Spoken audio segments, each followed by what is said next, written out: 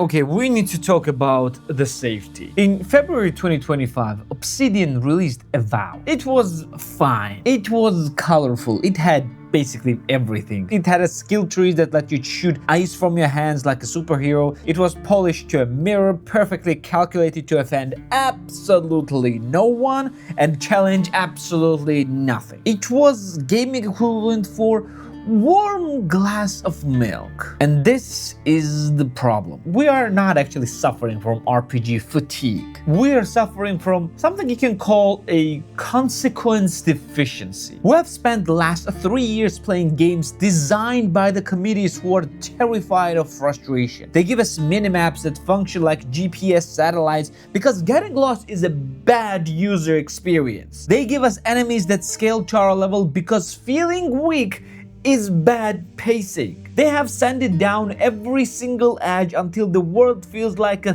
theme park. Safe, sterile, and utterly dead. But what if I told you that antidote to all this is, well, ugly? And this antidote has a name. Tainted Grail, Fall of Avalon. Now, it costs only $30, full price. It looks like it was made in 2011 by the team of people who think that Dark Souls was a documentary. And it is the most important RPG released in the last 5 years. But why though? While Avowed was busy making sure your spell effects looked pretty, Tainted Grail was busy building a simulation of a dying world. This isn't the high fantasy of Aora or Tamriel. This is an Arthurian legend after the bad guys have won. King Arthur is dead, the round table is broken, and the force called weirdness is literally erasing reality, eating away at the edges of the map like a cancer. You aren't dragonborn or you are not a godlike watcher. You are nobody. You start the game in a prison cell, starving with a rusted piece of metal for the weapon, and when you step out into the fog,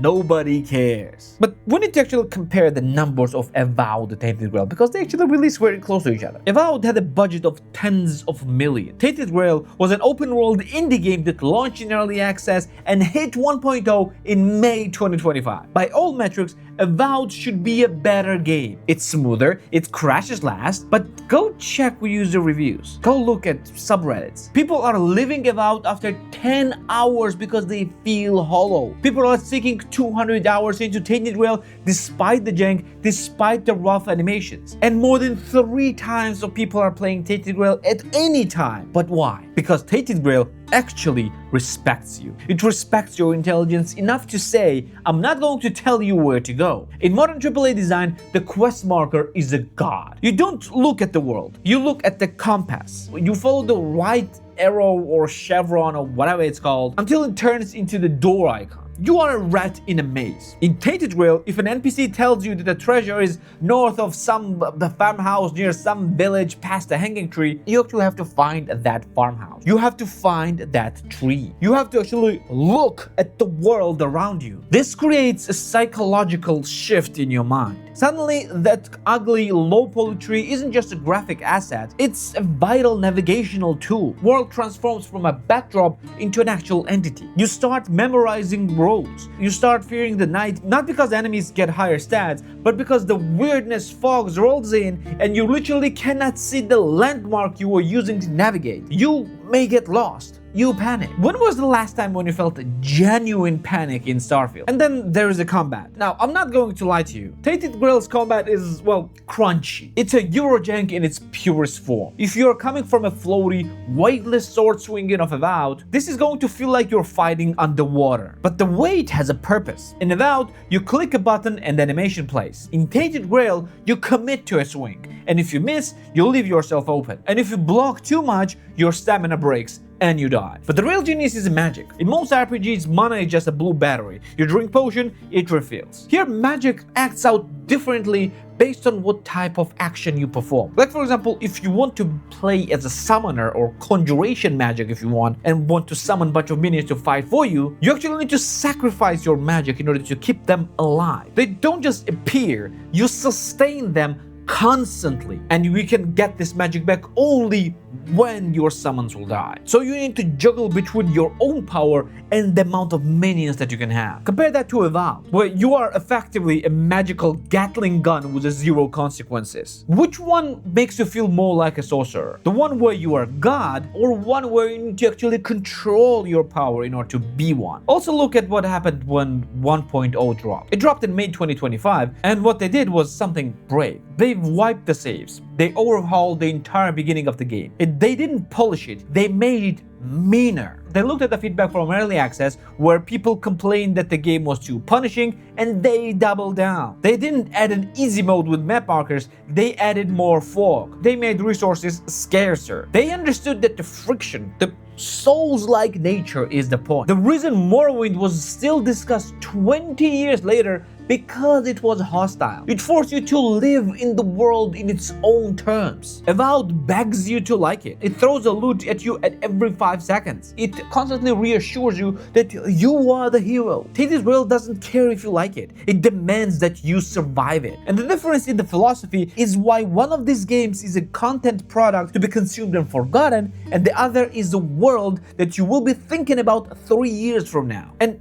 if the gameplay is the body, the writing is the soul. And this is where the gap between Avowed and Tainted Grail becomes a chasm. We have been told and conditioned for 15 years of BioWare and Bethesda games to expect very specific narrative structure. You are a chosen one. You arrive in a town that has a problem. You talk to 3 people, you kill 5 goblins, you fix the problem. The town cheers, and you get a discount from a vendor. This structure is comfortable. It tells you that the world is logical and the problems are solvable and that you are the solution. Tainted Grail looks at this and, well, chuckles, if not laughs outright. In this version of Avalon, you aren't fixing the world. You're barely surviving its collapse. Writing reflects this. It is bleak, cynical, and terrifyingly mature. And I don't mean mature in a AAA sense, where the character drops F-bombs or shows some skin. I mean mature in a philosophical sense. Characters don't wait around for you to solve their problems. They are desperate. They lie to you.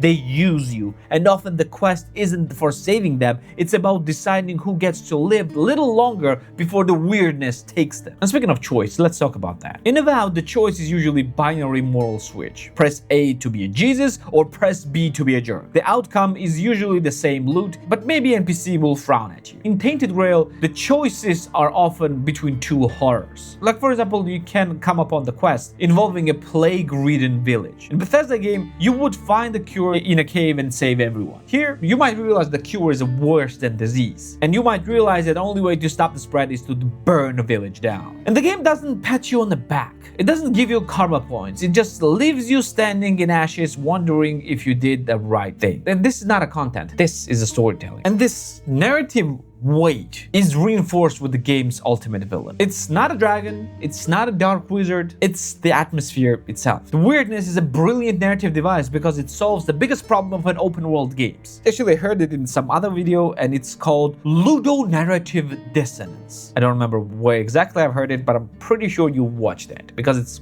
quite a popular video, as far as I remember. In most games, the world is in danger, but you have a time to collect 400 flowers. In Tainted Grail, world is literally erasing itself. The menhirs, the statues that keep fog at bay, are dying. As they dim, the map shrinks. The save zones get smaller, and this creates a pervasive sense of entropy. You aren't exploring a static playground, you're racing against the heat death of the universe. And this vibe, this feeling, the melancholy of decay, is what Starfield and Avowed are missing. They are too clean. They are too optimistic. They are designed by corporate mandates that require the player to feel empowered at all times. But true immersion doesn't come from empowerment. It comes from vulnerability. We care about the world of Tainted Grail because it feels fragile. We fight for it because we know it can be lost. When you clear the camp in Avowed, it is a checklist item. When you light the menhir in Tainted Grail, it is an act of defiance against the dark. And here is the truth. We spent years complaining, maybe when we still do. We complained that Starfield was boring, or I'd rather say I complained. We complained that Skyrim was too simple, at least now, without mod. We complained the industry lost its soul. Well, the soul is right here. It is just wrapped in a package that requires a little bit more effort to open. Tainted Grail Fall of Avalon is not a perfect game. The combat is stiff. The frame rate can dip. It doesn't have motion capture budget of the Microsoft flagship, but it has something that Avowed can never have. It has